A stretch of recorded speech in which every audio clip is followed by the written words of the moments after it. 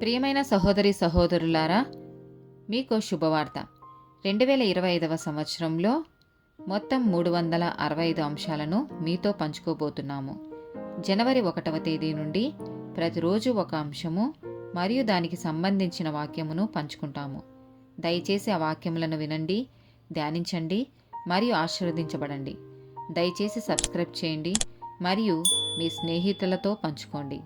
ధన్యవాదాలు.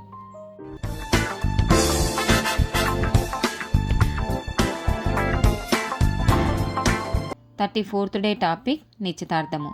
నిర్గమకాండము 22వ అధ్యాయము 16వ వచనం. ఒకడు ప్రదానము చేయబడని ఒక కన్యకను మరుకొల్పి ఆమెతో శయనించిన ఎడల ఆమె నిమిత్తము ఓలి ఇచ్చి ఆమెను పెళ్లి చేసుకొనవలెను. ద్వితీయోపదేశకాండము 20వ అధ్యాయము 7వ వచనం.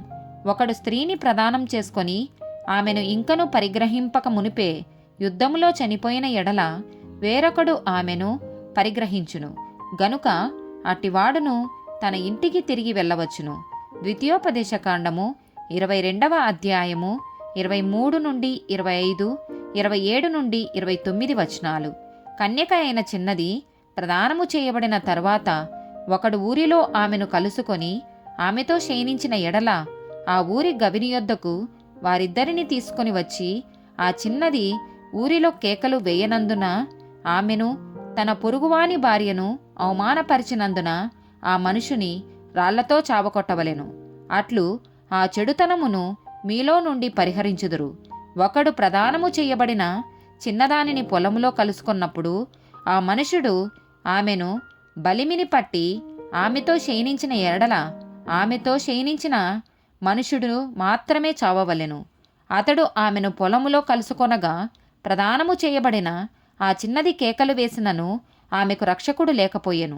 ఒకడు ప్రదానము చేయబడిన కన్యక అయిన చిన్నదానిని కలుసుకొని ఆమెను పట్టుకొని ఆమెతో శయనింపగా వారు కనబడిన ఎడల ఆమెతో శయనించిన వాడు ఆ చిన్నదాని తండ్రికి 10 వెండి రూకలిచ్చి ఆమెను పెళ్లి చేసుకొనవలెను.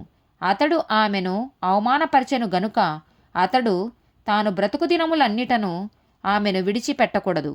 లూకాసు వార్త 1వ అధ్యాయము 26, 27 వచనాలు.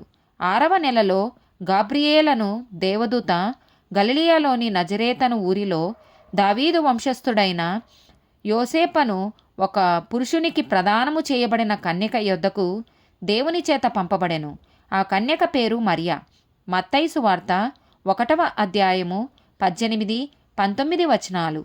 యేసుక్రీస్తు జనన విధమెట్లనగా ఆయన తల్లి అయిన మరియా యోసేపునకు ప్రదానము చేయబడిన తర్వాత వారేకము కాకమునుపు ఆమె పరిశుద్ధాత్మ వలన గర్భవతిగా ఉండెను.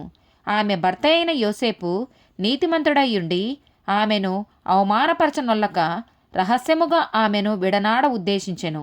ఆమెన్.